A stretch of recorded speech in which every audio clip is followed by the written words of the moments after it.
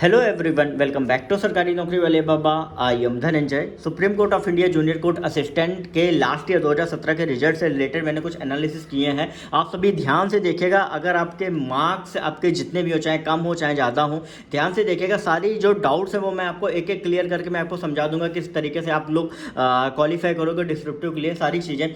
तो सबसे पहली चीज़, आप लास्ट ईयर का थोड़ा सा पैटर्न समझ लो। पहले आपका रिटर्न हुआ था, फिर आपका टाइपिंग हुआ था, फिर डिस्क्रिप्टिव, फिर इंटरव्यू हुआ था। ठीक है। तो अभी क्या था, रिटर्न के बाद आपके टाइपिंग में बच्चे सिलेक्ट किए गए थे। तो कितने बच्चे जो है वो आपके से लिए गए थे वो यहाँ पे मैं आपको बताऊंगा। लेकिन उसके पहले मैं आपको बता दूं कि लास्ट ईयर आप सभी ने पूछ रहे हो कि भाई क्राइटेरिया क्या था। तो रिजल्ट के लास्ट लाइन लिखी हुई थी सेक्शन फर्स्ट में, जिसके 50 के ऊपर मार्क्स हैं, जो ये आप देख रहे हो आउट ऑफ 100 वाला।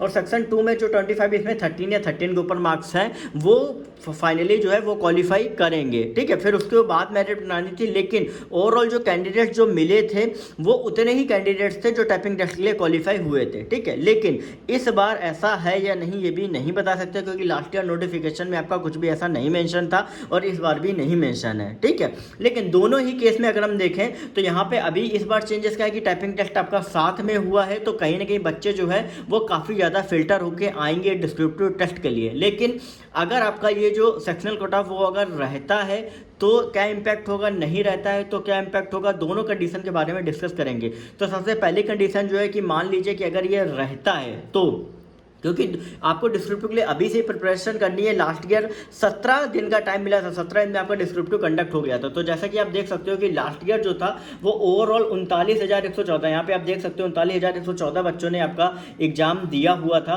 और इन 39,814 में, ठीक है, इसमें टोटल मैंने फिल्टर लगाया है जो इन्होंने क्राइटेरिया सेक्शनल कट ऑफ रखा था। टोटल 3122 कैंडिडेट्स जो है जो आपके टाइपिंग टेस्ट के लिए क्वालिफाई किए थे, जो कि 6 सितंबर को आप सभी का था। अब यहाँ पे देख सकते हो कि भाई सेक्शनल टर्म ये 50 है और ये 13 है। तो ओवरऑल आपने देख लिया कि भाई 50 और 13 जो बॉर्डर लाइन पे भी उनको भी सिलेक्ट किया गया था। अब इनमें से कितने टाइपिंग टेस्ट क्वालिफाई करके फाइनल डिस्क्रिप्टिव के लिए क्वालिफाई हुए थे वो भी हम चेक कर लेते हैं, जिससे आपको ये क्लियर हो जाए कि भाई अगर आप बॉर्डर लाइन पे भी हो तो आपको ये डर नहीं रहेगा कि भाई इसके बाद भी मैं बाहर हो सकता हूँ या नहीं हो सकता हूँ। ठीक है। क्योंकि अगर आप बॉर्डर लाइन पे भी हो तो हो सकता है कि आपका फाइनल सिलेक्शन भी हो जाए। क्योंकि आप देख सकते हो यहाँ पर मैं आपको दिखा देता हूँ, C2 में मैंने क्या किया, जो फाइनली क्वालिफाई हुए थे और जो टाइपिंग टेस्ट के लिए हुए थे, दोनों को मैंने कंपाइल किया हुआ है। इसमें आप देख सकते हो नंबर, जैसे मान लो इसमें आपका यहाँ पे लिखा हुआ है कि एक सेकंड रुकना, हाँ ये जैसे देखिए यहाँ पे टोटल सारे कैंडिडेट्स की जो टाइपिंग टेस्ट में क्वालिफाई लिस्ट थी। ठीक है। यहाँ पे आपका भूपेंद्र, ये भूपेंद्र लिखा हुआ है, रोल नंबर इनका ये 62 और 15, मतलब 77 में टोटल इनका सिलेक्शन जो है वो आपका हो गया था। ठीक है, डिस्क्रिप्टिव के लिए। फिर यहाँ पे 73 और फिर यहाँ पे आपका 73 और 19 में आपका हो गया था। ठीक है, 63 और 14 में आपका हो गया था।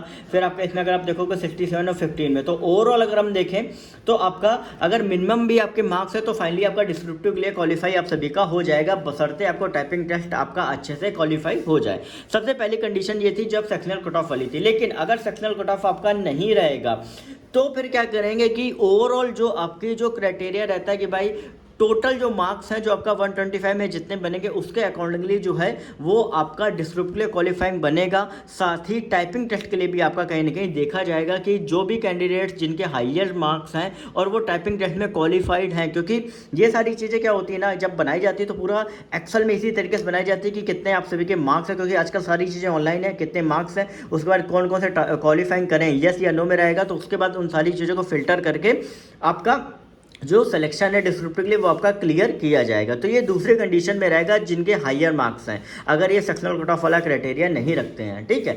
तो ओवरऑल आप सभी को पता है कि भाई टाइपिंग टेस्ट आपके लिए इंपॉर्टेंट है। अगर टाइपिंग टेस्ट आपका निकल गया है और आपके मार्क्स जो है वो कम भी हैं, ठीक है, बॉर्डर लाइन पे मान लीजिए 50 के अगर ऊपर भी अगर आपके मार्क्स हैं कैटेगरी वाइज भी, तो आपका सिलेक्शन हो सकता है अगर आपने टाइपिंग क्वालिफाई करी हो। तो आप बिल्कुल भी ये मत सोचो कि नहीं है कम मार्क्स होने के बाद भी आपका जो सिलेक्शन है वो आपका रुक जाएगा, सिलेक्शन नहीं होगा। ठीक है। और डिस्क्रिप्टिव के लिए आप प्रिपरेशन करते रहो, क्योंकि ऑलरेडी लास्ट ईयर क्या था कि 6 सितंबर को आपका टाइपिंग था और 23 सितंबर को आपका डिस्क्रिप्टिव करा लिया, 17 दिन का टाइम में हो गया था। और आपको पता है कि आपको इंग्लिश में सारी चीज़ें लिखनी है, तो कहीं ना कहीं डिस्क्रिप्टिव बहुत ज़्यादा इंपॉर्टेंट रहने वाला है।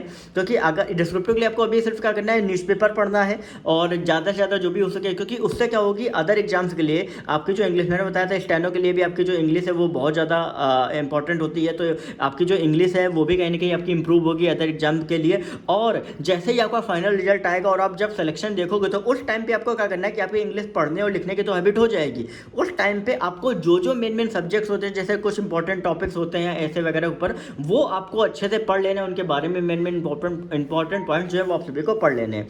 वहाँ पे क्या है कि ऐसे में सिर्फ आपका जो ग्रामेटिकल मिस्टेक्स नहीं होनी चाहिए, साथ ही आपका मेन जो पॉइंट्स है वो आप सभी को अच्छे से लिखे होने चाहिए। ठीक है, ये बस वहाँ पे देखा जाएगा। ठीक है, बाकी जो कंटेंट आप लिखते हो, ठीक है, उनमें स्टार्टिंग का आपको बहुत अच्छे से लिखना है। ये सारी चीज़ें मैं आपको अलग से बता दूंगा जब आपका डिस्क्रिप्टिव होगा। लेकिन अभी आपको मेन जो इंपॉर्टेंट जो है वो आपको है इंग्लिश का रीडिंग, क्योंकि इंग्लिश में ही आपको सारी चीज़ें लिखनी है। ये इंपॉर्टेंट है कि इंग्लिश में आप इतना लिख लो।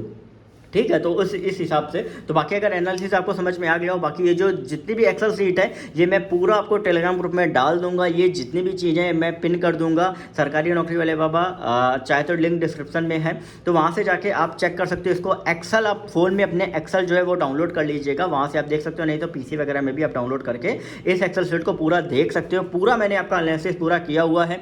सीट 1 में आप देख सकते हो कि टोटल जो कैंडिडेट्स हैं उनकी लिस्ट है। सीट 2 में जो टाइपिंग टेस्ट के लिए लास्ट ईयर क्वालिफाई थे उनकी लिस्ट है, जो सेक्शनल कट ऑफ वाला क्राइटेरिया जो यहाँ पे आप देख रहे हो। और सीट 2 में क्या है कि जो डिस्क्रिप्टिव के लिए क्वालिफाई हुए थे, अब यहाँ पे मैंने क्या किया, 239 कैंडिडेट्स आपके क्वालिफाई हुए थे। तो इनमें देखो मैंने क्या किया, उसमें फिल्टर लगा दिया। तो इसमें आप देख सकते हो संजीत, तो यहाँ पे देख सकते हो कि भाई कितने मार्क्स पेपर 1 में आपके सेक्शन 1 में 59 थे, सेक्शन 2 में 15 थे, तो भी इनका सिलेक्शन जो है वो हो गया था। टोटल 74 में इनका सिलेक्शन डिस्क्रिप्टिव के लिए हो गया था। ठीक है, टाइपिंग इन्होंने क्वालिफाई किया था तब।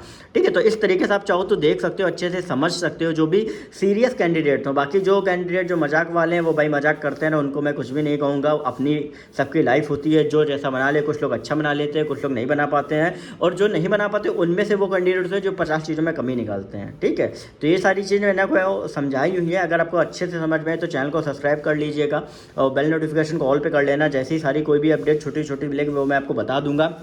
साथ ही अगर आपको कोई भी क्वेरी है तो इंस्टा का नंबर सरकारी नौकरी वाले बाबा टाइप करके पूछ सकते हो। टेलीग्राम ग्रुप नहीं मिल रहा है तो सरकारी नौकरी वाले बाबा वहाँ पे भी टाइप करूँगा तो वहाँ पे भी आपको ग्रुप मिल जाएगा, नहीं तो लिंक डिस्क्रिप्शन में है। सो ऑल द बेस्ट आप सभी को। आप सभी अच्छे से अभी इंग्लिश रीडिंग स्टार्ट कर दो। ठीक है, बाकी जो भी रहेगा वो मैं आपको बताता रहूँ।